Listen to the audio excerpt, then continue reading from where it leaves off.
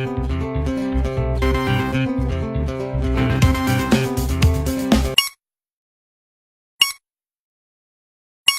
I'm here with Ann Mahoney, who plays Olivia on The Walking Dead. Thanks for having me today. I'm really happy to see you. So I have to admit, I was really excited to see you on The Walking Dead because we've known each other for a little bit. And yeah? when I saw you there, I was really surprised. So that was kind of awesome. So were you a fan of the show or the comics before you were on the show? I am a late comer to the show. I was before I started, but like barely before. And so I did the whole binge look at the episodes. And of course, when I was cast, I didn't know who I was playing. So I couldn't do the research on the comics. But once I was cast, I definitely went and looked at the comics to try to get a good picture of who Olivia was as I could. Okay, what was the auditioning process like? I did a taped audition for this. So I got the audition request on, I want to say it was on Monday or Tuesday. I taped it. And Friday evening that same week, I was out at the symphony with my mom, the Louisiana Symphony. And at intermission, my phone had blown up. It was like my agent had called a bunch of times. And so I thought, what's this about, you know? And I try to like audition and forget about stuff because there's so much that you audition for that you don't get. And that's just the life of an actor. So I try to just kind of audition and do my very best work, and then I just have to let it go, because if I let it haunt me, I would just be a wreck, you know. I have to just let it go. So I was like, I wonder what this is about. Well, they were like, they want to book you on Walking Dead. And the character they auditioned for, the name is not anybody from the comic book. I'm trying to remember what her name was. It was like Jenna or something like that. And the monologue that I had to do was really funny and really, so I thought when I was working on it, I was like, this is for Walking Dead? I mean, what I know about it, this doesn't fit. So what I tried to do was meld my own kind of comedic sensitivities and the writing, which Scott Gimple wrote, with what I knew about the show to kind of come up with how it would be delivered if it was delivered on The Walking Dead. Because it wouldn't be delivered in that, you know, waka waka waka kind of way. So I was like, well, let me do this really honestly, but make sure I hit the humor, and we'll see what happens. So when I found out Friday I was cast, I was like, oh my gosh, okay. And I, as an actor, I do a lot of like homework. I have like a bunch of homework notebooks in my bookcase over there, and every time I have a character, I just like put photographs, and I really think about their past and who they are, and so this was they were like, they want you there on Monday in Atlanta, and this is a Friday. And I thought, oh my God, what am I going to do? I don't know the name of my character, so there's no way for me to research who she is. And because I'm one of those people who, given the time, I'll spend 3 months, 6 months researching, thinking about stuff, just really, you know, getting into it. So this was crazy. I got there I drove on a Monday. I got there, I had a 2.5-hour costume fitting with Yulin, which was basically a spiritual experience. And she knew more about my character than I did, and that's when I learned her name. Okay. So that's when so that night, and I was shooting Wednesday. So that night, Monday night, not a lot of sleep. Tuesday all day, just, you know, really working on character notebook stuff so I could be ready. Okay. You mentioned that once you found out the name of Olivia, you did do some research. What did you think about her just upon first getting to know her? What I love about her is that she seems to have a very strong moral sense, which is me. I'm that way too. I really have a sense of what I believe in and what is good and right to do as a human being.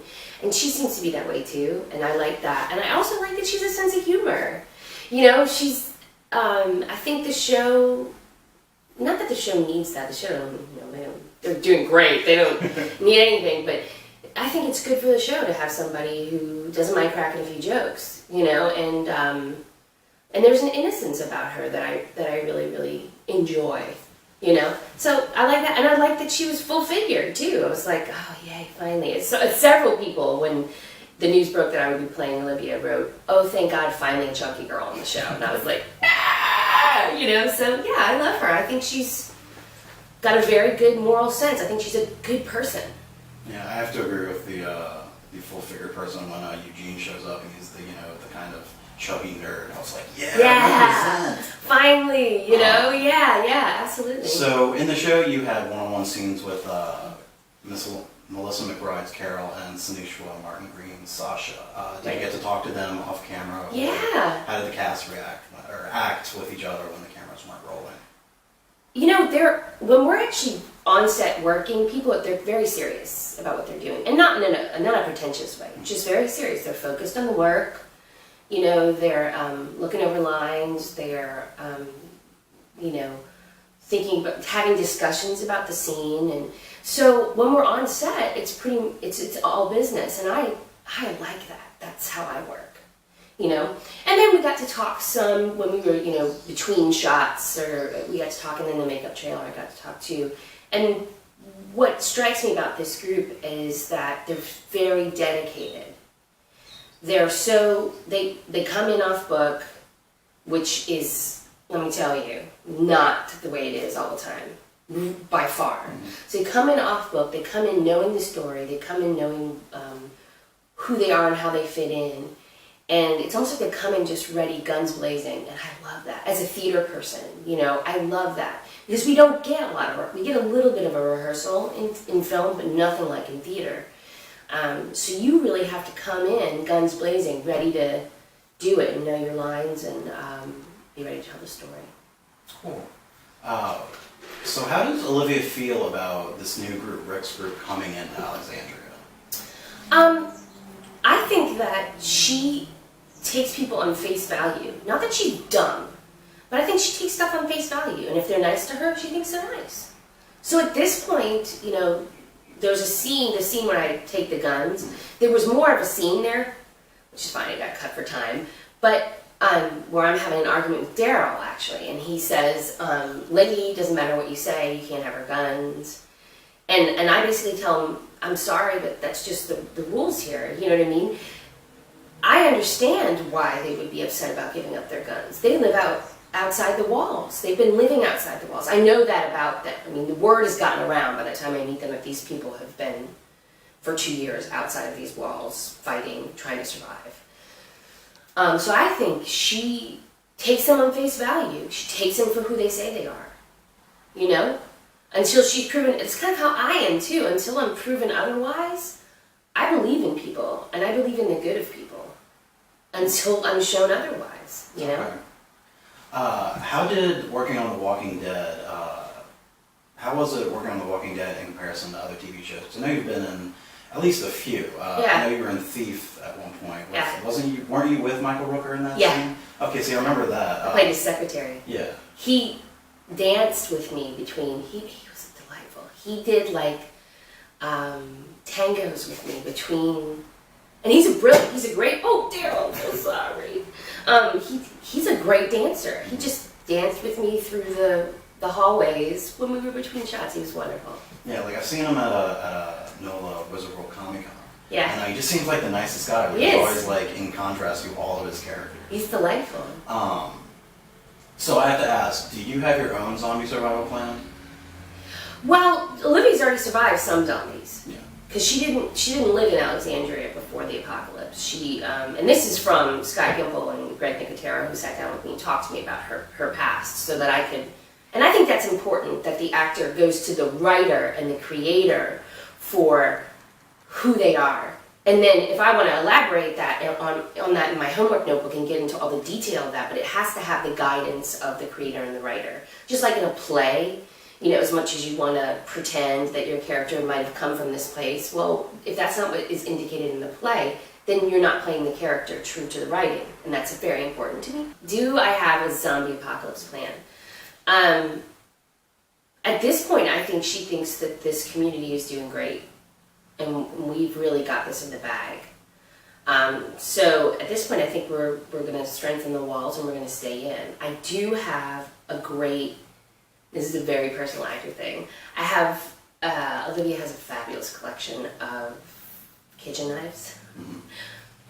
Because she does all that cooking and all that. So she has an unbelievable collection of kitchen knives. So I'm ready to use those, should I need to. Is that by any chance from her line in the comics about a knife is just a knife? A knife is just a knife. Yeah. Okay. Yeah. I'm not that far in the comics, but like I read ahead when I was talking with you about it, and I was like, okay, I'm seeing this character. Yeah. So what advice would you have for starting local actors in New Orleans going out for auditions, trying to get on TV shows like you've been doing? I think be tenacious. You have to be tenacious in this business. I'll be, well, I don't know if I want to tell people that. I'll be of a certain age next month. No, I'll be 39 next month. And I've been acting since I was about 4 years old. Film and television I've only been doing for about 12 years. And that I kind of fell into it accidentally. Long story. But here, my feeling is, and I don't know if I'm right, so I don't know if this is advice, but my feeling is the roles that are for you as an actor are for you, and there's nothing anyone can do to take them away from you. The roles that are not for you are not for you, and there is nothing you can do to take them away from other people. So your job is to be prepared and to work hard and to be ready. And then after that, it's really what is for you, and what is not. Because you go into an audition room and do an audition, and I'll walk out and think, wow, that was terrible. And I'll get cast. And I'll walk in and think, man, I nailed that. That was right on. And I don't get cast.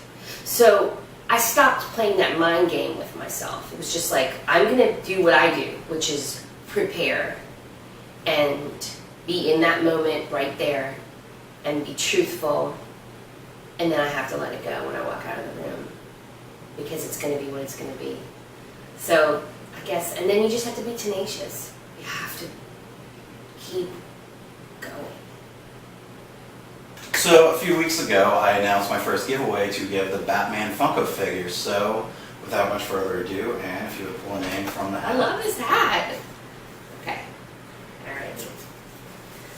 Let's see. Finks Girl. Finks Girl, congratulations. You'll be getting a Batman Funko figure.